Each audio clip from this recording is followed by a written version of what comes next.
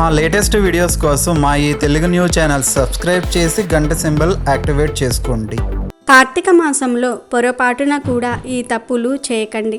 శివుడికి కోపం వస్తుంది. మీరు ఎన్ని పూజలు వ్రతాలు చేసినా వ్యర్థమే. కార్తీక మాసం అనేది చాలా పవిత్రమైనది. దీపావళి అమావాస్య మరుసటి రోజు నుంచే కార్తీక మాసం ప్రారంభమవుతుంది. శ్రీశైలము, శ్రీకాళహస్తి వంటి శైవ క్షేత్రాలన్నీ కూడా కార్తీక శోభను సంతరించుకుంటూ ఉంటాయి.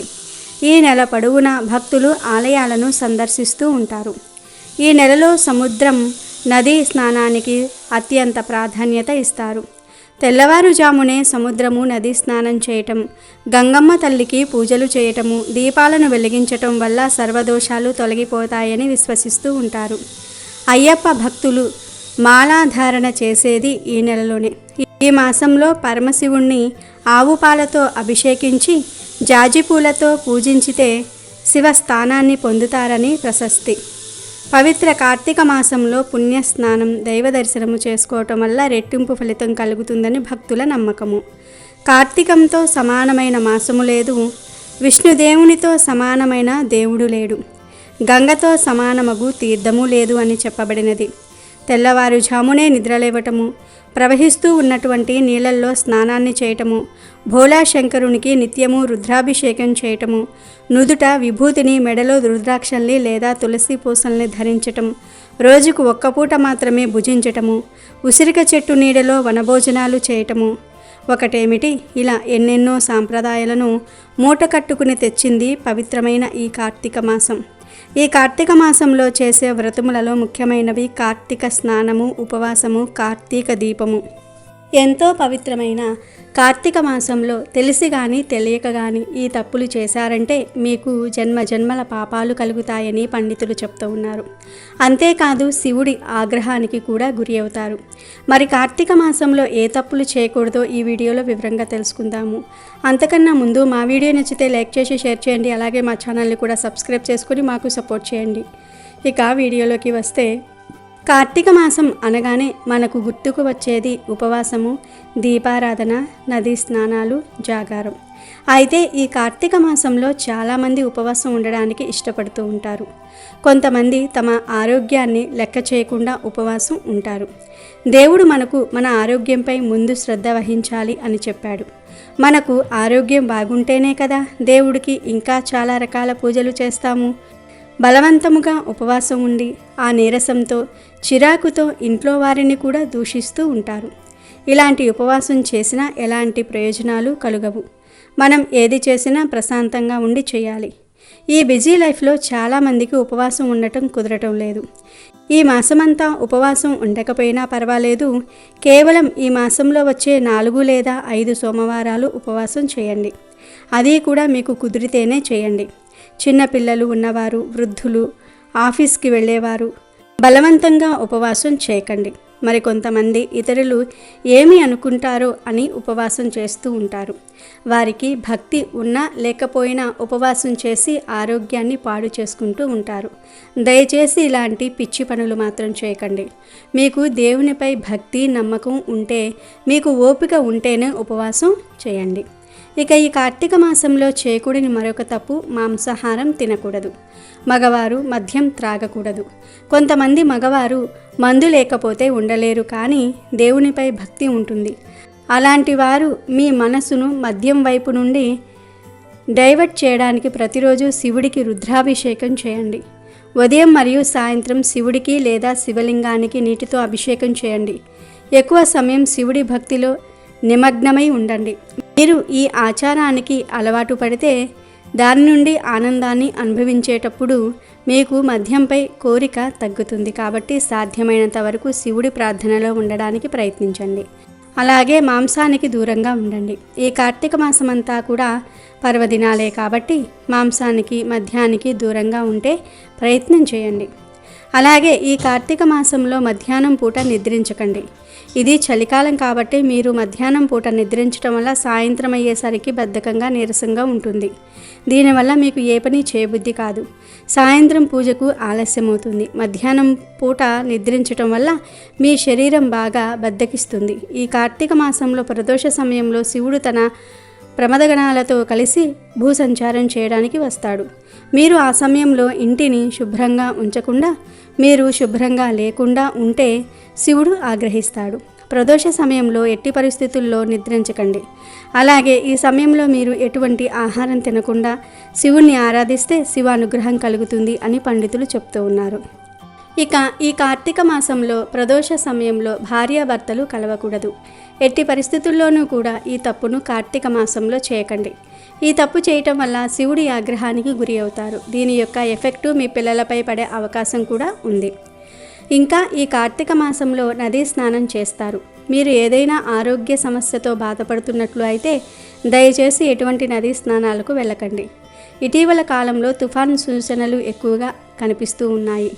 మీరు ఈ కార్తీక మాసంలో నదీ స్నానాలు, సముద్ర స్నానాలు చేయాలని అనుకున్నట్లు అయితే వాతావరణం అనుకూలంగా ఉంటేనే వెళ్ళండి. లేదంటే ఇంట్లోనే చన్నీటి స్నానం చేయండి.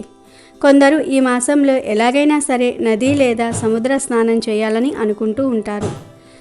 అలాంటి వారు, మీకు తెలిసిన వారు ఎవరైనా సముద్ర, నదీ స్నానాలకు వెళ్తే వారికి ఒక బాటిల్లో ఆ వాటర్ తీసుకొని రమ్మని చెప్పి ఆ నీటిని మీరు మరియు మీ కుటుంబ సభ్యులు స్నానం చేసేటప్పుడు బకెట్లో పోసుకుని స్నానం చేయండి. ఇలా చేసిన సముద్రంలో, నదిలో స్నానం చేసిన ఫలితం ఉంటుందని పండితులు చెప్తూ ఉన్నారు.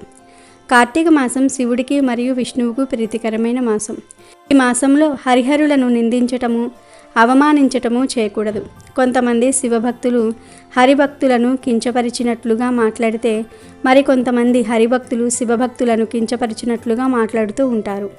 ఇటీవల కాలంలో హరిభక్తుల సంఘం అని, శివభక్తుల సంఘం అని విడిపోయి ప్రజలలో ఒకరిపై ఒకరికి ద్వేషాన్ని సృష్టిస్తూ ఉన్నారు. ఇలా చేయటం వల్ల శివకేశవులు చాలా బాధపడతారు. దయచేసి కార్తీక మాసంలో ఎటువంటి గొడవలు పడకుండా భక్తి శ్రద్ధలతో శివకేశవులను పూజించి వారి అనుగ్రహాన్ని పొందండి. ఈ కార్తీక మాసంలో జ్వాలా తోరణ ఉత్సవం చేస్తారు. ఈ జ్వాలా తోరణం కింద నడవటం వల్ల నరక బాధలు తగ్గుతాయని గ్రంథాలు చెప్తూ ఉన్నాయి. అయితే ఒకసారి జ్వాలా తోరణం కింద నుండి వెళ్తే సరిపోతుంది. పదే పదే వాటి కింద నుండి నడవటం లేదా పరిగెత్తటం వంటివి చేస్తే ఏదైనా ప్రమాదం జరిగే అవకాశం ఉంది. కాబట్టి జ్వాలా తోరణం దగ్గర ఎలాంటి తప్పులు, పొరపాట్లు చేయకుండా ఉండండి. కార్తీక మాసంలో నాగుల చవితికి విశేషమైన స్థానం ఉంది. ఈ నాగుల చవితి నాడు పుట్ట దగ్గర పాలు పోసి టపాసులు కాలుస్తూ ఉంటారు. పుట్టలో పాలు పోయటం వల్ల నాగదోషాలు, గ్రహదోషాలు తొలగిపోతాయి. అలా అని లీటర్ పాలు తెచ్చి పుట్టల్లో పోయమని కాదు. మీరు పుట్ట దగ్గర పాలు పోయాలి అనుకుంటే ఒక గిన్నెలో పాలు పోసి ఒక స్పూన్తో కొంచెం పాలు పోయండి. ఇలా చేస్తే పుట్ట పాడవదు. మీరు నాగదేవత ప్రతిమలకు అభిషేకం చేయండి, కానీ పుట్టలో విపరీతంగా పాలు పోయకండి. పుట్ట అనేది పాము ఇల్లు. మన ఇంటిలో ఎవరైనా నీళ్లు పోసి బురద చేసి వెళ్ళిపోతే మనకు ఎంత కోపం వస్తుంది. అంతెందుకు, వరదలలో మన ఇల్లులు నిండి బురద అయిపోతే చాలా బాధపడుతూ ఉన్నాం కదా. అలాగే పాములు కూడా వాటి ఇంటిని బురద చేస్తే బాధపడతాయి. కాబట్టి పుట్టలో చాలా తక్కువగా పాలు పోయండి. గుడిలో నాగ ప్రతిమలకు ఎంత అభిషేకం చేస్తారో చేసుకోండి. అలాగే పుట్ట దగ్గర విపరీతంగా బాంబులు కాల్చకండి. పెద్ద సౌండ్స్ వస్తే, బాంబులు కాల్స్తే పాములు భయపడి వాటి ఇంటిని వదిలి వెళ్ళిపోతాయి. చిన్న క్రాకర్స్ కాల్చండి చాలు. ఇంకా కార్తీక మాసంలో కొన్ని ప్రత్యేకమైన రోజుల్లో జాగారం చేస్తారు. జాగారం అంటే దేవుని తలుచుకుంటూ జాగారం చేయాలి. సినిమాలు, డ్రామాలు వంటివి చూస్తూ జాగారం చేస్తే మీకు జాగారం చేసిన ఫలితం దక్కదు. జాగారం చేసేవారు శివుడి కథలు, భగవద్గీత వంటివి వింటూ కాలక్షేపం చేయాలి. లేదా అందరూ కలిసి సరదాగా భజనలు, దేవుడికి సంబంధించిన పాటలు, శివుడికి సంబంధించిన శ్లోకాలు లేదా శివుడికి సంబంధించిన కథలు చెప్పుకోవచ్చు. ఈ కార్తీక మాసంలో సోమవారాలకు చాలా విశిష్టత ఉంది. శివుణ్ణి ఈ కార్తీక సోమవారాలు నిష్ఠగా పూజిస్తే సకల సంపదలు కలుగుతాయి. కార్తీక సోమవార వ్రతం ఆచరిస్తే మీరు తలపెట్టే పనులు విజయవంతంగా పూర్తవుతాయి. అయితే ఈ కార్తీక సోమవారాలు మీరు ఉల్లు వెల్లుల్లి తినకుండా ఉండాలి. మీరు వండే ఆహారంలో ఇవి లేకుండా చూసుకొని వండండి. కార్తీక మాసంలో ఈ తప్పులు చేయకుండా జాగ్రత్తగా ఉంటే శివుని అనుగ్రహం కలుగుతుంది. పొరపాటున ఈ తప్పులు చేశారంటే శివుడి ఆగ్రహానికి గురి అవుతారు. జాగ్రత్తగా ఉండండి. ఈ కార్తీక మాసంలో మీరు ఏ పూజ చేసినా, వ్రతం చేసినా, నోములు చేసినా భక్తి భావంతో చేయండి. దేవుడిపై నమ్మకంతో చేసి మీ జీవితాన్ని ఆనందమయం చేసుకోండి. హరిహరాదులకు ప్రీతిపాత్రమైన ఈ మాసంలో భక్తకోటి యావత్తూ కఠిన నిష్ఠతో చేపట్టే నోములకు ఎంతో ప్రాధాన్యత ఉంది. ఈ మాసంలో పాడ్యమి, చవితి, పౌర్ణమి, చతుర్దశి, ఏకాదశి, ద్వాదశి తిథుల్లో శివపార్వతుల అనుగ్రహం కోసం మహిళలు పూజలు చేస్తూ ఉంటారు. మన భారతీయ సంస్కృతిలో కార్తీక మాసం వచ్చింది అంటే ఆ నెల రోజులు పండుగలాగే ఉంటుంది. అందులోనూ కార్తీక మాసం ఈశ్వ ఆరాధనకు చాలా ముఖ్యమైనది. దేశం నలుమూలలా ఉన్న వివిధ ఆలయాలలో రుద్రాభిషేకాలు, రుద్ర పూజ, 1,00,000 బిల్వ దళాలతో పూజలు, అమ్మవారికి 1,00,000 కుంకుమార్చనలు విశేషంగా జరుపుతూ ఉంటారు. అలా విశేష అర్చనలు జరిపే భక్తులకు సదాశివుడు ప్రసన్నుడై కొంగు బంగారంలా సంతోషం కలిగిస్తాడు. కాబట్టి ఆ స్వామికి అసుతోషుడు అనే పేరు వచ్చింది. మహాదేవాయ త్రయంబకాయ త్రిపురాంతకాయ త్రికాగ్నికాలాయ కాలాగ్ని రుద్రాయ నీలకంఠాయ మృత్యుంజయాయ సర్వేశ్వరాయ సదాశివాయ శ్రీమన్మథదేవాయ నమః. ప్రతి ఈశ్వర ఆలయంలో ఈ రుద్ర నమక మంత్రభాగం మోరుమోగుతూ ప్రతిధ్వనిస్తూ ఉంటుంది. హిందువుల గృహాలలో ఆదిత్యాంబిక, విష్ణు గణనాథం, మహేశ్వరం అనే పంచాయతన దేవతలను విశేషంగా ఆరాధిస్తారు. ఈ కార్తీక మాస మహత్యం గురించి పూర్వం నైమిషారణ్య ఆశ్రమంలో శౌనకాది మహామునులు అందరికీ కూడా సూత మహాముని ఎన్నో విష్ణు భక్తుల చరిత్రలు, విష్ణు మహిమలను వినిపించే సమయంలో, ఓ సూతముని శ్రేష్ఠ, కలియుగంలో ప్రజలు సంసార సాగరము నుండి తరింపలేక హర్షట్వర్గాలకు దాసులై సుఖంగా మోక్ష మార్గం తెలియక ఎన్నో ఈతిబాధలు అనుభవిస్తున్న ప్రతి క్షణం మృత్యువు వల్ల వెంబడింపబడే ఈ నామాలకు మోక్షం కలిగించు చక్కని ఉపాయము చెప్పమని కోరుకున్నాడు. ఆ ప్రశ్నలు విన్న సూతముని, ఓ ముని పుంగవులారా, క్షణికమైన సుఖభోగాల కోసం పరితపించుతూ మందబుద్ధులు అవుతున్న మానవులకు ఈ కార్తీక మాస వ్రతము హరిహరాదులకు అత్యంత ప్రీతికరమైంది.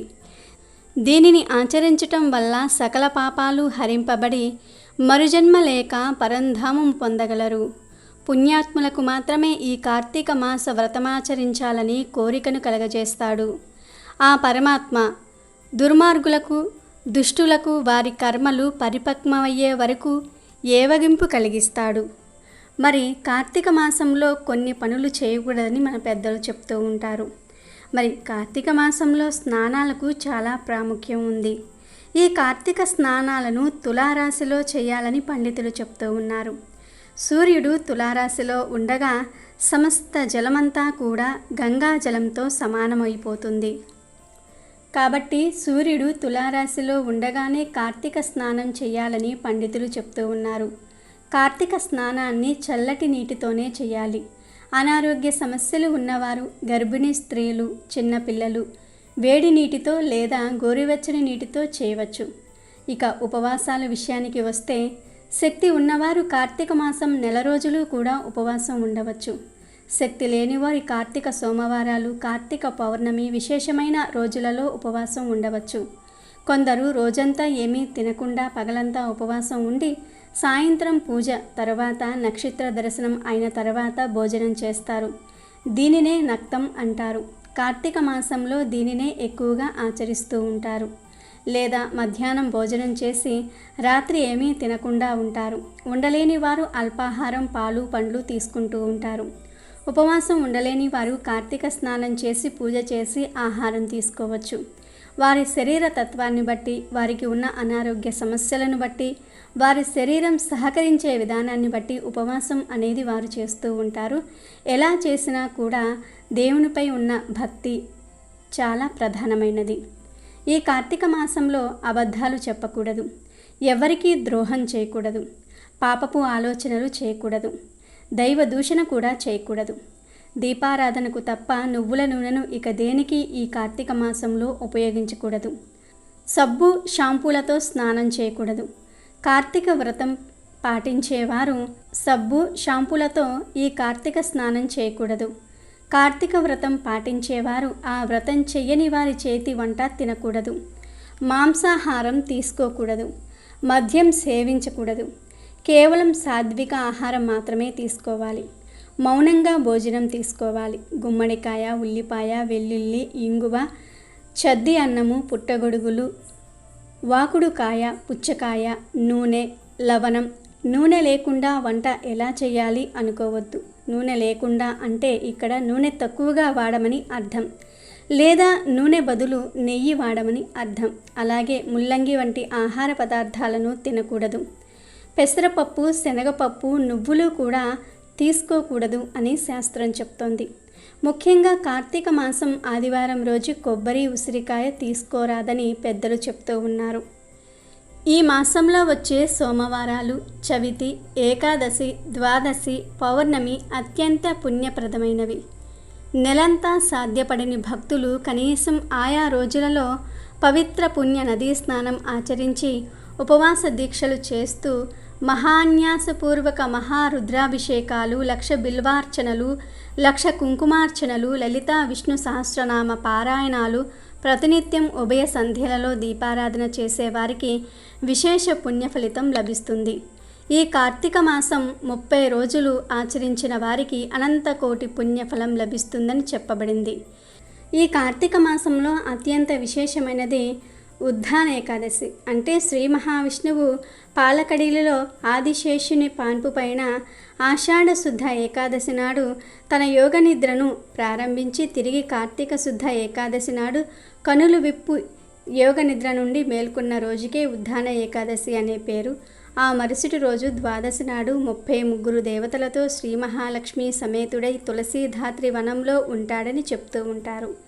మరి ఈ కార్తీక మాసం ఇంత విశిష్టమైనది కనుక ఈ కార్తీక మాసంలో ప్రతి ఒక్కరూ కూడా ఇప్పుడు మనం చెప్పుకున్న ఈ నియమాలను పాటిస్తూ ఆ పరమేశ్వరుడిని, ఆ విష్ణుమూర్తిని భక్తి శ్రద్ధలతో కొలిచి వాళ్ళ ఆశీస్సులు పొంది సకల ఐశ్వర్యాలతో, భోగభాగ్యాలతో, ఆయురారోగ్యాలతో వర్ధిల్లండి.